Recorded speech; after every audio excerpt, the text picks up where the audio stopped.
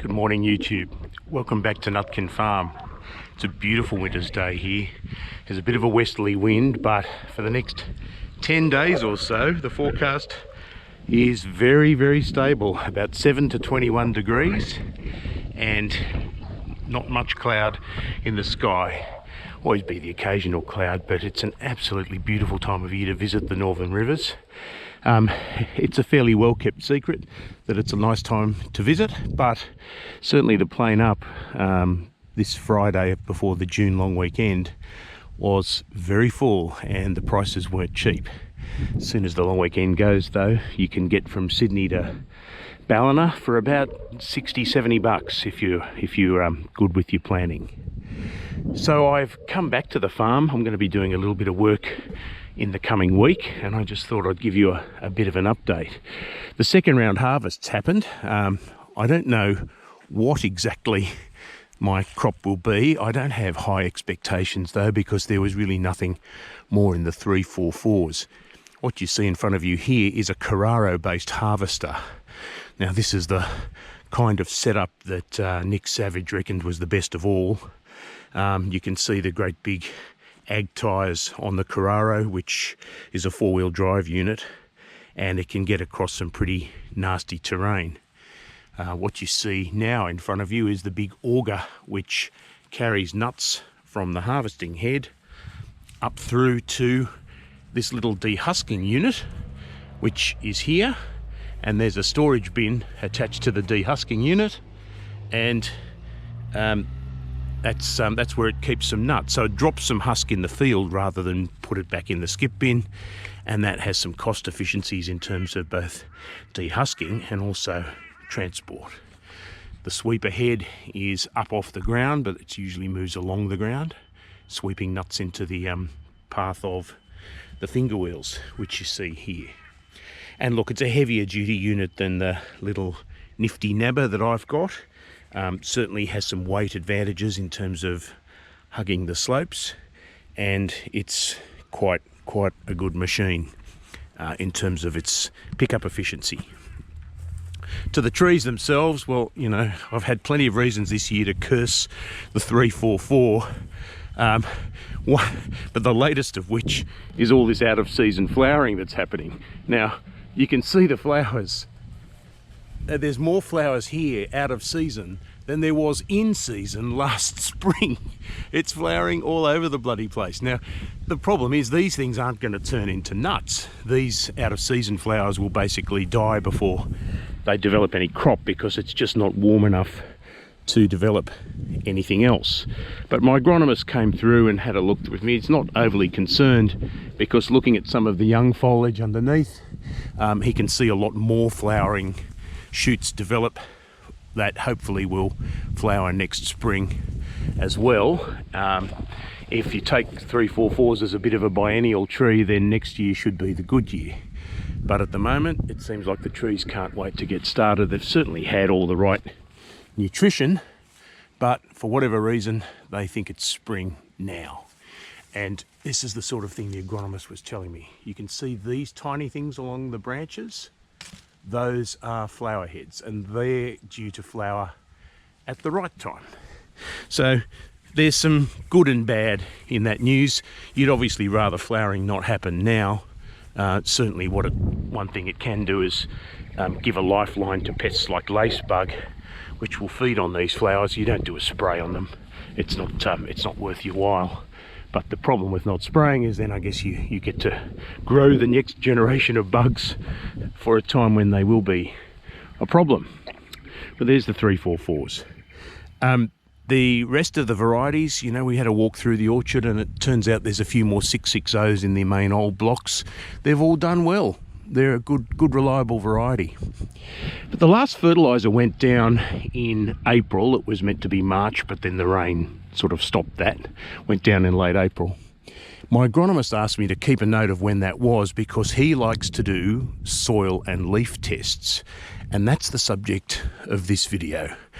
What are soil and leaf tests? Well, basically it's a scientific sample of soil taken from specific areas in the orchard, and they usually pick the same areas each year for consistency purposes, and they test the chemical content of the soil to see what nutrient levels are available there, and a number of other things, including the ability of the soil to release its nutrient and its acidity, which is sort of tied up in that as well. So you do those soil tests to see what nutrient is in the soil, and then you take a sample of leaf. I don't know if it's young or mature leaf. I suspect it's mature leaf. And they grind up the leaves and do the same thing. They look at the level of nutrient in the leaves and they do a comparison. Obviously, they don't always match. I mean, soil acidity you can only test in the soil test, but the leaf test is designed to tell you how much of that nutrient is actually getting into the tree. So what is the efficiency of the root uptake? Why perhaps are nutrients not getting from the soil into the tree? And there's lots of explanations for that. Like I said, including cation exchange, which is one technical term for the ability of soil to transfer its moisture into the roots. Soil carbon is another way that nutrients get into the tree. And of course, these things can't all be measured chemically, but when you look at the difference between soil and leaf, you can get an idea of what you might be doing wrong, or in some cases, right. Now, I thought of showing you one of these soil test results, but when I had a trial of it, the print was so fine, it wouldn't have been readable unless you're watching this on a 70-inch screen. So I thought for most people, probably not a productive exercise. What it does do, though, is take each nutrient, for example, nitrogen, and it has a couple of different kinds of nitrogen, but it gives you the bar in terms of what it currently is. And then on the agronomist's template, it gives you a bar where it should be and the ideal range. Generally, there's not a specific number, but there's an ideal range between which you want your soil and leaf tests to come out. And within that range is supposedly the ideal nutrients for macadamias. There are limits to that exercise, though, and I think even the AMS is starting to take notice, because in the last AMS journal, they had a very interesting article about the amount of nutrient uptake of individual macadamia varieties, and found out that there were a couple of really noticeable differences in terms of what these trees like to feed on, and how much, in terms of kilos per hectare, kilos of nitrogen, the main ingredients, how many of those kilos are removed each year by the tree. And it's a very good scientific measuring process. It doesn't count nutrients you might lose from leaching or other things, but it's a pretty good measure of what the tree takes up. And so, for example, it found that A16 takes up quite high levels of calcium and magnesium, which is interesting. No particular reason for it in terms of the nut you get. It just is hungry for calcium and magnesium. It found that the new variety G, which is all the rage at the moment, has a very high need for nitrogen. And not quite sure why that is, but it does. It's definitely been tested and shown that G needs a lot of nitrogen, which, means if you don't give it what it needs, its leaf growth or even its stem growth could be compromised. One other anomaly, funnily enough, was the old A38, which is one of the favourites of Garth on the Australian Macadamia channel. Funnily enough, it's very undemanding in terms of its nutrients. It's not a hungry tree. And perhaps, just as a theory, the reason A38 does so well for so many farmers is that it does more with less.